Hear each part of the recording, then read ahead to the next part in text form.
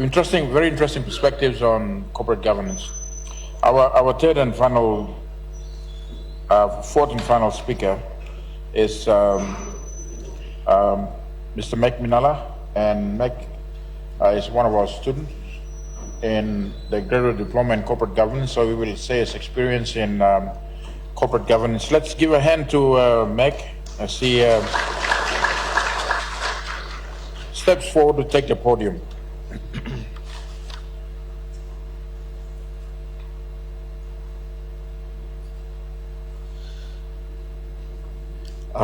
Thank you, the panelists.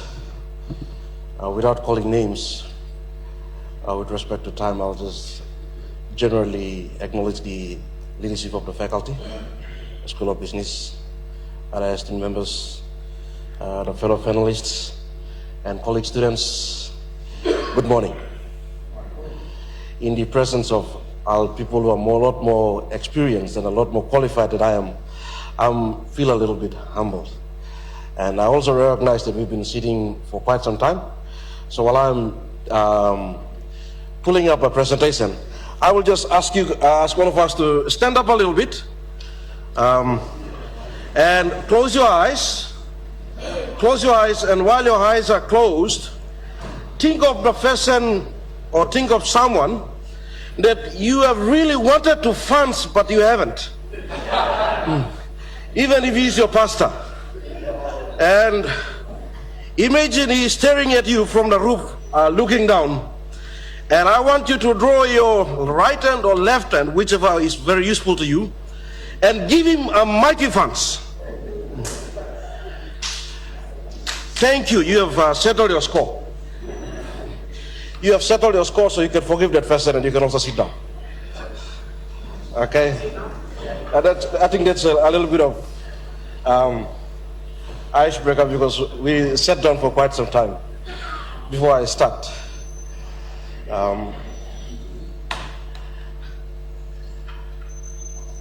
I couldn't be thankful to the organizing committee enough for the opportunity to be presenting my case study. I thought it was just a case study. I didn't realize that it was going to get this recognition. But I'm also honored because of this case study and because of the passion that I developed into this program, I had to resign my job 2 months ago just to focus on this one too. So it's a good payback for me. So thank you. Thank you very much for the opportunity to talk about this. The question is, how can you condense a 50-page case study into 15 minutes? It's almost impossible. But there's a way, and the way is to not to talk about it. But then still you have to present the learnings of the presentation in the context, learnings of the case in the context of the case itself. But I will try my best to balance both in the next 15 minutes. And once again, thank you very much. I know we have a lot of fun activities after this and after lunch, but for the next 15 minutes, I want you to come with me on a journey that I've fallen in love with, and that is the journey of corporate governance. Before I even started taking this course, and in 2016 I was made the acting community relations and engagement manager at Pokhara Joint Venture. With the new recognition, and before I talk about that, thank you, Mr. Ravi, for pointing out that a lot of managers are accidental managers. Accidental leaders. If they are called accidental leaders, what we call people that we voted into the parliament to become leaders, but instead become managers. Should we call them accidental managers? Let's think about it. For the quiz masters to take note of that. So yeah, when I was called into that, I cited a text from the quote from the Bible, John chapter 8:32, and I printed it in big in A4, and I put one in my office, one at the entrance of the main office where all my officers walk in and out, and one in the conference room. I just put it there and didn't say anything about it.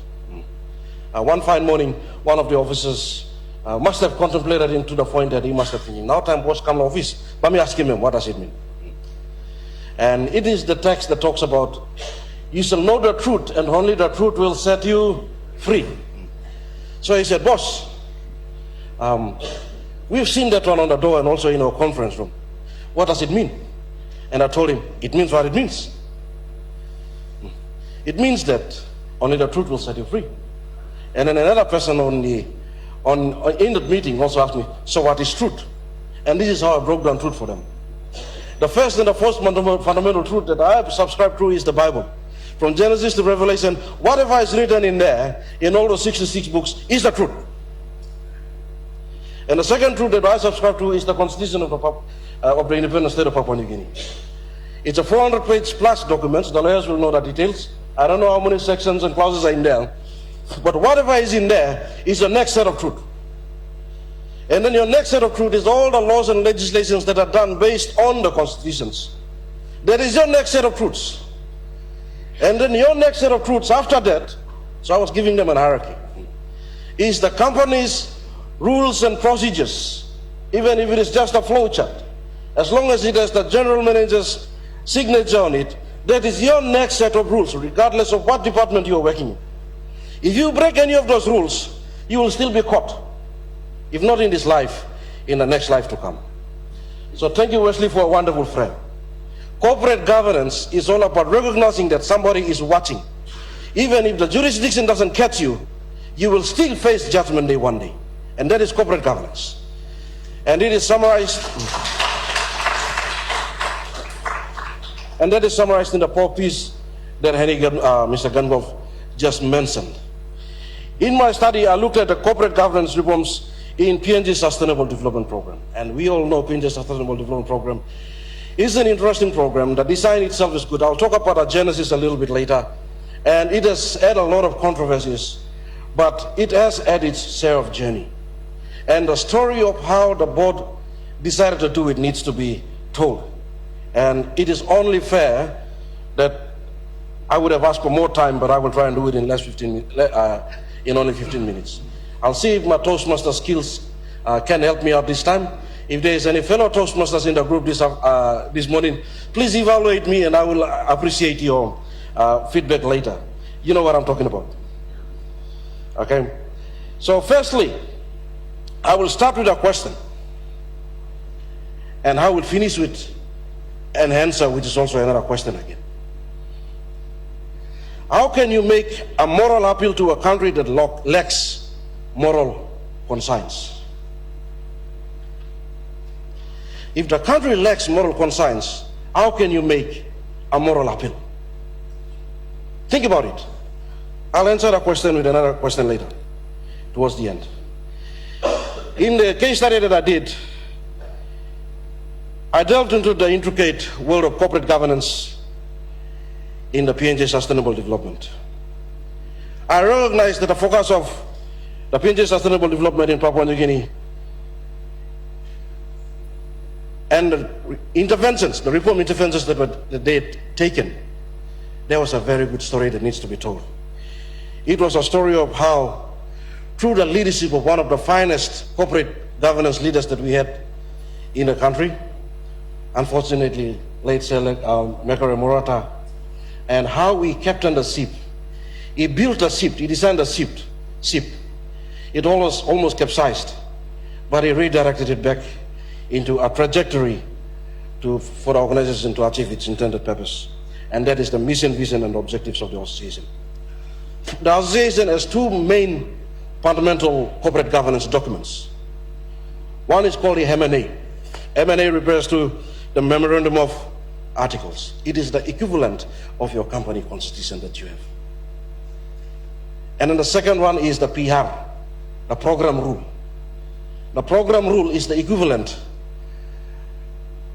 of the rules and regulations that you have, or the bylaws that you have in your organizations. So when from time to time, if I'm referring to M&A, I'm talking about the constitution. If I'm referring to PR, I'm referring to the program rules, which is the equivalent of the bylaws.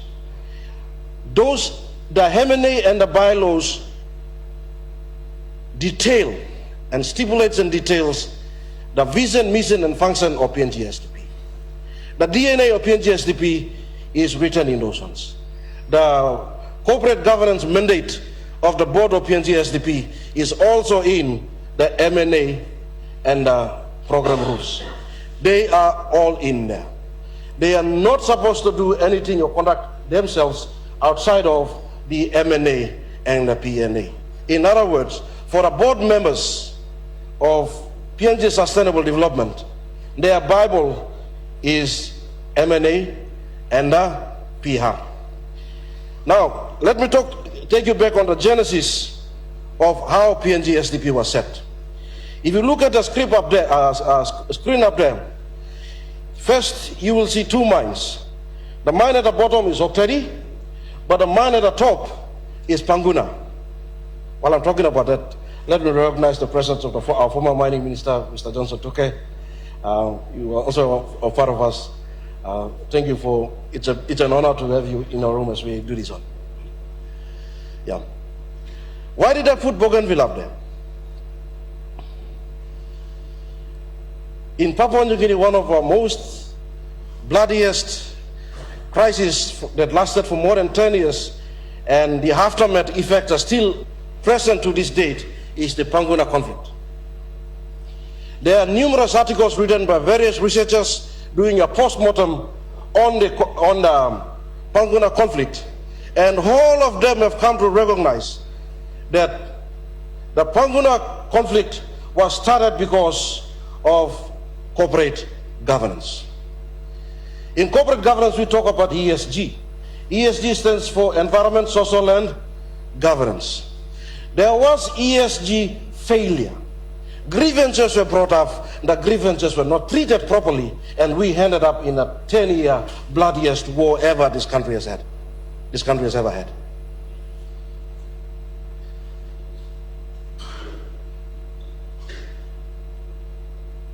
It is imperative that we have to learn from that. And after following that, we also had another case in Tabubin, in the Oktedi mines. There were incidences, there were reports of environmental, lack of environmental stewardship. And the data showed that, again, the ESG aspect of the governance of Oktedi mine was in question. Luckily, the people of Western Province are more peace-loving than the people in Bougainville. But also at that time, BHP, who was the operator of Oktedi at that time, recognized that it has erred in its corporate governance in the ESG space. They wanted to pack up and leave. But again, at that time, in the wisdom of the then Prime Minister at that time, Semekere Morata, he said, I understand that you have, pleaded guilty and admitted to the guilt, but I'm not letting you go. Letting you go, walk away from it, will not benefit my people. You are staying back, and both you and me, we are fixing the problem. We are fixing the problem. And that is how PNG SDP was done. That is how PNG SDP was done. So PNG SDP is a remedy program to fix governance issues, especially related to ESG in. You would have realized, since I am limited with time, I will try and make this one as short as possible. There were lots of court cases taken against PNG SDP, both by the landowners of Supply River Delta, as well as the independent state of Papua New Guinea. As those cases happened, those cases actually triggered a lot of reforms. Because what happened was, every time a case was done, or even after a decision was made, an appeal was done, it kept on exposing vulnerabilities that existed in the M&A and the PR. So corporate governance, or if you are part of a board member, just because constitution is already there, don't take it as the gospel truth. Ever look at it to see if there are vulnerabilities with respect to changing times and changing dynamics. In the case of PNG SDP, as time moved on, vulnerabilities were exposed through those court processes. And rightfully at that time, they also made, Seme Morata, who was the Prime Minister at the time of the genesis of the PNG SDP, was then the chairman. He did not waste any time in implementing those reforms. And if you look at the reforms that happened, there's a lot that we can learn from. And as reforms were implemented, one of the key things that I noticed was that as the changes were done, reforms were done, there was a lack of stakeholder engagement that happened, especially informing the people, especially people who were supposed to be serviced. And that is the reason why even today, if you go and ask the people that are supposed to benefit from the program, they are still confused. On paper, in principle, good reforms were done, but the people still don't know about those ones. People still don't know about it. So one of the key findings in the case study is the lack of stakeholder engagement, which is a challenge that still needs to be overcome. Over here, we see two people. You know, sometimes we tell landlord islands, we go and do hunting. In the process of looking for cassowaries, sometimes we hunt down Kaskasau. Yeah. In my quest to find out what Sir Mekaramorda did and how he led the reforms in his capacity as the chair, I also came out and discovered the other person that is up there. My respect for him changed in the context of what he did. Even though he didn't win the lawsuits, I understand Mr. Tuke was part of the collective effort of the government at the time. Even though they didn't win the lawsuits that they filed in Singapore, every time they did that, they beamed the light. They exposed vulnerabilities that existed in the M&A and the PRs. And Megara Morata, being the person that he is, he did not waste time in implementing the interventions. As it is now, PNG STB stands to serve the people in the way that it is supposed to. The key takeaways, challenges, and opportunities, I will make this presentation available to you in paper. So in conclusion, governance within PNG STB board reflects a commitment to improvement and alignment with the organization's mission. We read a lot about governance case studies and case papers that are written all over the world when we're doing our research and all these things. This one is worthy of the rest of the world reading about what happened in Papua New Guinea. When people talk about mining, people always think of environmental damage. Yes, it does happen, but there's always where there's a will, there is a way. And through prudent corporate governance, we can fix, remedy, and rectify issues. Even if we are not restoring the environment to what it was before, at least the people who are impacted know that something was done to remedy that. So the lessons learned from PNG reforms offers valuable insights to organizations operating in complex environments. So the closing question, and this question is supposed to answer the first question that I asked. How can you make a corporate governance appeal to the country that lacks corporate governance conscience? Papua New Guinea is labeled as one of the most corrupt countries, systemic and systematic. How can we heal ourselves from that one? I have come of the conviction that corporate governance is the silver bullet that can help us heal it. Only if we create the conscience to heal it. We can't just talk about it on papers, put it on publications and leave it. Every executive, every person needs to have this awakening on corporate governance. If we religiously pursue corporate governance and awaken the conscience of the country in all sectors, be it private or public, we can heal ourselves from the systemic and systematic corruption that we have in the country. That is my conviction. So how can we appeal? First, it has to start with the conscience. And with that, thank you very much, Papua New Guinea School of University.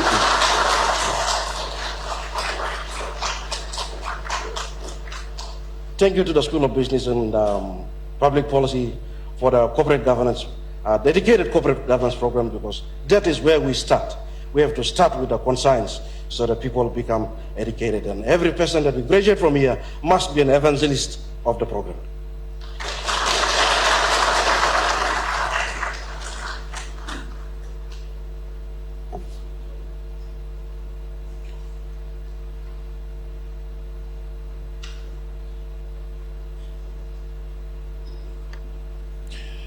I'm sure MEC's presentation was a powerful one, but I think the notes for that case study can be made available, correct, to all of us. Sitting there, I'm really interested in sort of learning how PNG SDP, I mean, you have on one side and the other side has come up with, and I think there's a lesson for us to learn from the PNG SDP.